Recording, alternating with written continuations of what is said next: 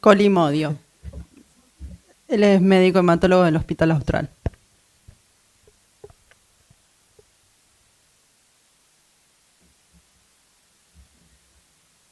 Bueno, muchas gracias a la subcomisión de hematocardiología y al grupo CAT por esta invitación.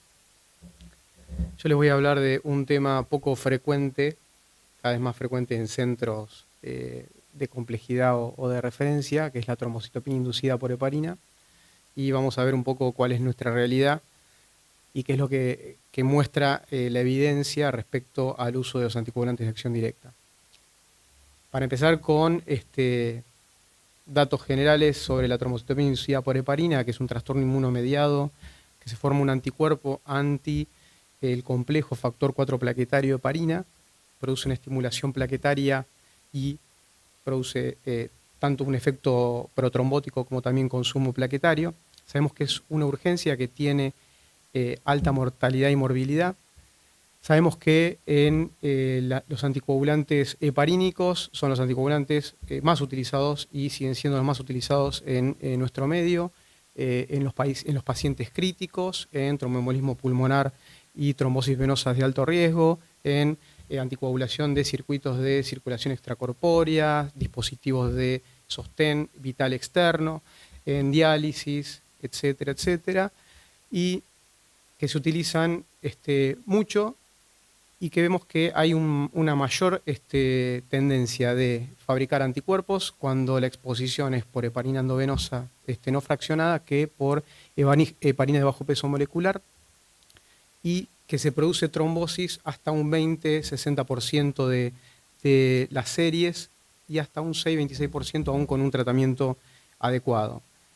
Un problema que viene consecuentemente del tratamiento también son los fenómenos hemorrágicos, que se da hasta en un 40% de los casos de tratamientos con anticoagulantes no heparínicos, y que debemos tener una alta sospecha clínica conociendo la fisiopatología, fundamentalmente con el antecedente de la exposición a heparina, fundamentalmente no fraccionada. Vemos el tiempo en el cual descienden las plaquetas y ese es un parámetro de sospecha. Tenemos que tener un plan de acción, tenemos que categorizar a los pacientes, tenemos la herramienta del Score 4T que está validado en este escenario y que rápidamente suspender todo contacto heparínico y rotar a un anticoagulante no heparínico. Y posteriormente tener una alerta para no volver a reexponer al paciente a la heparina. Sabemos que los eventos trombóticos por trombocitopenia inducida por heparina, los 2/3 son trombosis venosas, principalmente trombosis venosa profunda y embolismo de pulmón, y 1/3 en trombosis arteriales, y menos frecuentemente trombosis de sitios arteriales de órganos, ya es más inusual. La fisiopatología de la trombosis no solamente es por activación plaquetaria, sino también activación endotelial por los mismos receptores que se activan ante este anticuerpo unido al complejo factor 4 plaquetario heparina. También hay una activación del sistema inmunológico, tanto de monocitos como de neutrófilos. Todos conocemos el Score 4T. Tenemos que tener en cuenta que lo importante del Score 4T es que tenemos que evaluar el descenso plaquetario relacionado con la temporalidad en el cual se indicó la heparina. El punto es si el paciente tuvo una exposición reciente en los últimos 30 días a heparina, puede tener una trombocitopenia brusca, que puede ser dentro de las primeras 24 horas. Si no tuvo exposición previa, en general aumenta el score, aumenta el riesgo cuando la trombocitopenia se da más allá de los 5 días, de los 5 a 10 días, y no podemos explicar esa trombocitopenia por otra causa y suma riesgo si hay un evento trombótico agregado o el evento trombótico progresa. Este es el score diagnóstico. Cuando uno categoriza al paciente con un score 4T intermedio o alto, va a ir a un ensayo inmunológico. Nosotros no contamos con ensayos de liberación de serotonina plaquetaria, no contamos con estudios funcionales, pero tener en cuenta que los pacientes que tienen un score 4T alto, con un ensayo, no sé por qué se mueve, con un ensayo inmunológico positivo o inmunoturbidimétrico, podemos establecer el diagnóstico con seguridad. Hay estudios que lo avalan. El otro escenario, que es cuando el score 4T es intermedio y tenemos un estudio inmunoensayo que da positivo débil, ese es un dilema, pero bueno, contamos con esas herramientas. Entonces, el tratamiento es suspender todo tipo de heparina, no tiene que entrar heparina por ningún lado, hay que entrenar muy bien, poner alertas para enfermería. Sabemos que hay un montón de, ya sea alimentos de nutrición parenteral, tenemos también derivados de complejos protrombínicos que vienen con pequeñas alicuotas de heparina, con lo cual hay que tener alerta en no volver a indicarle heparina. ¿Con qué contamos en la actualidad? ¿Qué dicen las guías? Esta es la guía de la Sociedad Americana de Hematología del 2018, revisada en febrero del 2022. El tratamiento en pacientes que están inestables o críticos. La elección son anticoagulantes endovenosos de vida media corta, que puedan suspenderse rápidamente si el paciente necesita intervenciones frecuentes, son pacientes muy dinámicos, entonces la elección son estos anticoagulantes. Nosotros no contamos hoy en la fecha con ninguno de estos anticoagulantes en el país. La bivalirudina es el que más utilizamos en los últimos 15 años, diríamos, y en los últimos 5 años no está entrando al país. Por ahí escuché que hay algunos laboratorios interesados en traerla. Por suerte, volvemos a tener el Fondaparinux. Las guías recomiendan que los pacientes que están más estables recibirían ya sea Fondaparinux subcutáneo o anticoagulantes de acción directa. Esto está basado por algunos estudios que ahora los vamos a ver, y estas son las dosis. Tenemos que del Rivaroxaban diferencian si el HIT es un HIT trombótico o no trombótico. Con respecto al tratamiento, si es un HIT trombótico, el tratamiento es el usual como a una trombosis venosa, con Rivaroxaban 15 miligramos cada 12 horas por 3 semanas y después se baja a 20 miligramos. Y si el HIT es no trombótico, se trata con 15 miligramos cada 12 horas hasta la recuperación plaquetaria y después se pasa a 20 miligramos por día. En el caso del dabigatran es dosis única, 15 miligramos cada 12 horas, no tenemos un ajuste de dosis salvo la función renal. Y en el caso del apixaban, la recomendación es, si es HIT trombótico, 10 miligramos cada 12 horas, 7 días y después bajar a 5 miligramos cada 12 horas. Y en el HIT no trombótico, no arrancar con la dosis full, sino arrancar con 5 miligramos cada 12 horas. Ahora, yendo a los estudios que avalan esa guía, esa indicación, esta es la primera revisión de casos de 9 estudios. Como ven, tenemos que fueron 9 centros, 54 pacientes, todos con pocos pacientes, 11, 3, 12, 22 el que más tuvo pacientes, y se indicó mayor cantidad a los pacientes con Rivaroxaban, seguido de apixaban y posteriormente de dabigatran. Pero lo que es interesante de ver es que el tratamiento con anticoagulantes de acción directa de inicio fue en pocas pacientes, con lo cual la mayoría de los pacientes recibieron un anticoagulante no heparínico parenteral, ya sea argatroban, bivalirudina en su mayoría, y algunos con Fondaparinux. Vemos que los pacientes que recibieron solamente anticoagulantes de acción directa primariamente o de inicio al diagnóstico, tuvimos pocos pacientes en las diferentes series 3, 6, 1, y observaron recurrencia de trombosis con la indicación de anticoagulantes de acción directa de 2% y sangrado en un 3%. Este es un estudio bastante reciente que muestra en realidad la efectividad y la seguridad. Es un estudio multicéntrico, se analizó en realidad los puntos, los outcomes clínicos. Lo que hicieron, revisaron todos los reportes todos los estudios que reportaban, ya sea recuperación plaquetaria, trombosis, evento trombótico, sangrado mayor o muerte, y los iban categorizando en grupos de acuerdo a lo que habían recibido, y lo que observaron es que tanto los anticoagulantes de acción directa que dice acá y el Fondaparinux tuvieron una mejor recuperación plaquetaria, y los anticoagulantes, el resto de los anticoagulantes endovenosos no heparínicos tuvieron una recuperación plaquetaria ligeramente menor, pero tengamos en cuenta que en todos los centros en los cuales se hacen estos estudios hacen de inicio anticoagulación parenteral en los pacientes críticos, con lo cual es esperable que la recuperación plaquetaria sea mejor en los pacientes que reciben anticoagulantes de acción directa de inicio o que después la reciban, ¿no? No vieron diferencias con buena protección en los pacientes con Fondaparinux y DOACs, igual que la bivalirudina y los antitrombínicos, y tampoco vieron diferencia. Ligera mejor serían los anticoagulantes de acción directa respecto al resto, pero tiene que ver más con los pacientes, qué tipo de pacientes son, ¿no? Y lo mismo para la mortalidad.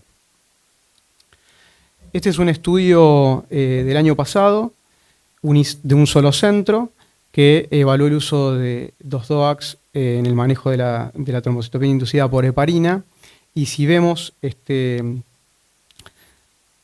que también en este estudio, sobre 26 pacientes, tratamiento inicial parenteral recibieron el 80% y tratamiento inicial con DOACs el 19%, y también en estos pacientes, los pacientes estaban más estables. No vieron diferencias significativas en respecto a retrombosis, mortalidad, y el tiempo de recuperación plaquetaria fue similar en ambos grupos. Y este es un análisis de nuestro centro, del grupo nuestro, que es el grupo Austral ICVA, que en realidad es pacientes atendidos en 2 centros, pero que recibieron servicio de 3 centros, porque tenemos que decir que el laboratorio del Hospital Italiano fue soporte en estos últimos años de la atención de estos pacientes, con lo cual soporte diría que incondicional, ¿no? Junto con el vínculo con Claudio y Marta. Analizamos 21 pacientes. Esos 21 pacientes eran la mayoría sexo femenino, 62% versus 38 hombres, con una mediana de edad de 67 años, diagnóstico de tromboembolismo venoso en el 33%, pacientes que han venido a cirugía cardiovascular, reemplazos valvulares biológicos aórticos en primer lugar, plástica mitral, doble reemplazo valvular mecánico, pacientes con ECMO, un paciente en ECMO, pacientes con implante de válvula percutánea aórtico pulmonar, pacientes con sostén de dispositivo ventricular externo, pacientes con trombosis arterial 3.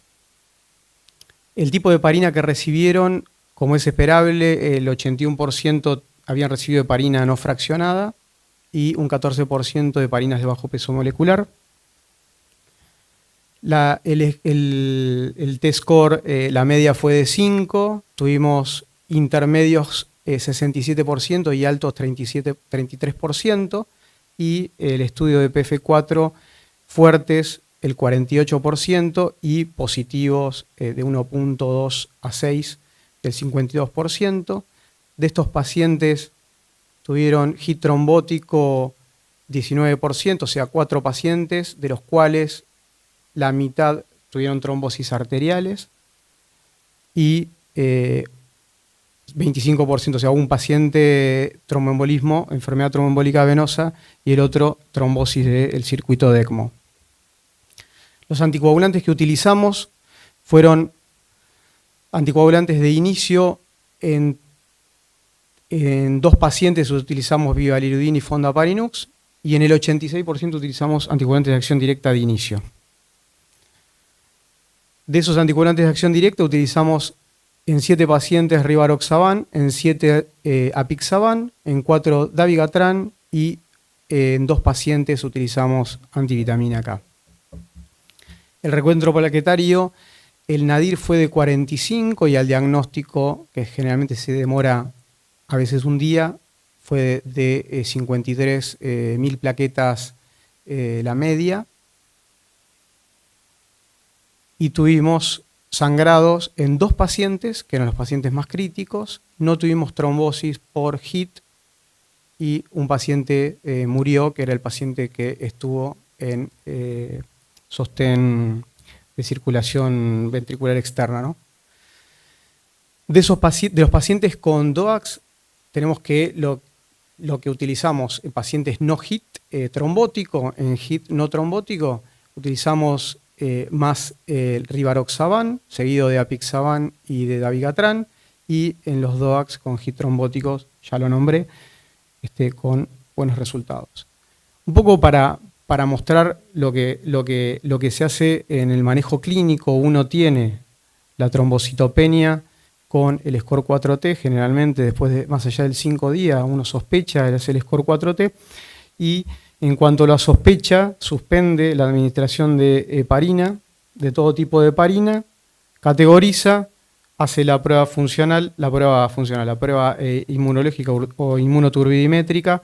Si el score 4T arriba de 6 es positivo fuerte, y con el estudio inmunológico uno hace el diagnóstico concreto de HIT. Si es un intermedio y el factor 4 plaquetario es positivo, no fuerte, tendría que pensar en hacer un estudio funcional. Nosotros no lo contamos. Y tratamos con un anticoagulante no heparínico. Hoy contamos con el fondaparinux en el mercado. La dosis se ajusta a peso y se continúa con el fondaparinux hasta que hay una recuperación plaquetaria mayor a 150.000. Recién ahí podemos arrancar con el antivitamina K, superponiendo o haciendo el switch, igual que con la heparina, hasta que el paciente está en rango más de 2 las 24 horas. Y continúa con el tratamiento en el HIT trombótico hasta los 3 meses. Hay una duda ahí, la temporalidad del uso de los anticoagulantes ABK en el HIT no trombótico. En general, el paciente cuando recupera, si uno puede hacer la serología y da negativa, uno estaría más tranquilo para suspender. Con respecto al uso de los DOACs, el tratamiento con los DOACs es de inicio con el paciente independientemente de la trombocitopenia. Se utiliza la dosis de carga inicial de los DOACs y se sostiene hasta el tiempo que uno pretende sostener, que serían 3 meses en el HIT trombótico, y podría suspender eventualmente cuando el paciente tiene serología negativa en el HIT no trombótico. Entonces, como resumen del tratamiento de HIT, tanto agudo como HIT trombótico en Argentina con anticoagulantes no heparínicos, en el paciente crítico lo preferible sería la bivalirudina. Si no está disponible, tendríamos que pensar en otra opción. En los pacientes con estabilidad o bivalirudina no es disponible, fondaparinux ajustada a peso, rivaroxaban dosis de carga, y se puede bajar la dosis a 20 miligramos cuando hay recuperación plaquetaria en el HIT no trombótico. El apixaban lo mismo. Y si viene con antivitamina K, el paciente está en rango, hay que revertir el efecto de la antivitamina K para rotar a otro anticoagulante no heparínico. Y cuando rotamos a ABK, el inicio de la warfarina o cenocumarol solo ante la recuperación plaquetaria. Como conclusión, en DOACs en HIT agudo, el análisis de serie de casos y revisiones muestran buen perfil de eficacia y seguridad de los DOACs. Los DOACs de inicio requieren menos monitoreo de droga en sangre. En el contexto argentino representa una opción razonable y ofrece resultados alentadores. En nuestra experiencia observamos buenos resultados clínicos, aún en pacientes críticos. Y bueno, muchas gracias.